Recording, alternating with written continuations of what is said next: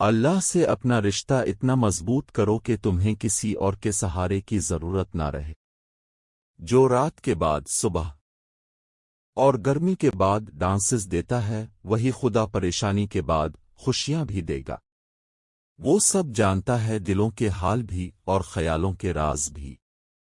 جب تمہیں لگے کہ تمہارا کوئی نہیں ہے تو آسمان کی طرف دیکھنا، وہاں وہ ہے جو ہمیشہ تمہارے ساتھ اور ہمیشہ رہے گا۔ خوبصورت عمل انسان کی شخصیت بدل دیتا ہے۔ الف ور خوبصورت اخلاق انسان کی زندگی۔ سجدہ کیا کرو، سجدہ کرنے سے عاجزی پیدا ہوتی ہے، اور عاجزی اللہ تعالیٰ کو بہت پسند ہے۔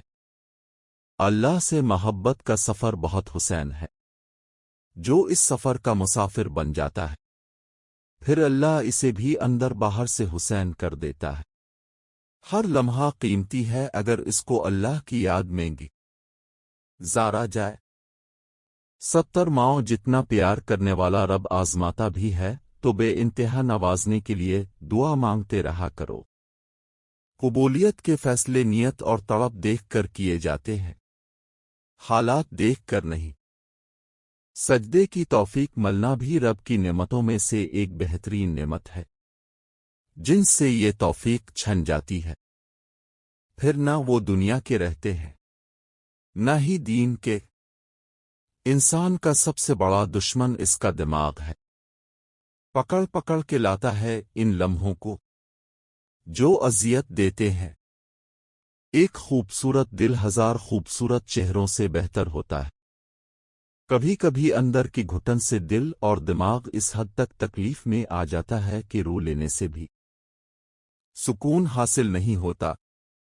بہترین فیصلہ چاہتے ہو تو سب کچھ اللہ پر چھوڑ دو۔ جب زندگی رلائے تو سمجھ لینا تمہارے گناہ معاف ہوئے، جب زندگی ہنسائے تو سمجھ لینا تمہاری دعائیں قبول ہو گئیں۔ مرد کو عورت کے کردار کی کتنی فکر ہوتی ہے، اتنی فکر وہ اپنے کردار کی کرے تو کتنی عورتیں بدک ردر کہلانے سے بچ جائیں۔ جبکہ جب کسی کم ظرف پر احسان کرو تو اس کے شر سے بھی بچو۔ معمولی باتوں کو دل میں رہائش نہ دیں، کیونکہ اگر یہ دل کے مکین بن جائیں تو بڑے بڑے رشتے مسافر بن جاتے ہیں۔ انسان دو معاملات میں بالکل بے بس ہے، دکھ سے بھاگ نہیں سکتا اور خوشی خرید نہیں سکتا۔ ناراضگی ظاہر کر دینا دل میں برائی رکھنے سے کہیں بہتر ہے۔ اخلاق کے پیچھے کردار کا ہونا لازمی ہے۔ منہ کی مٹھاس اور چہرے کی مسکراہٹ کو ہرگز اخلاق نہیں بلکہ فن کہتے ہیں۔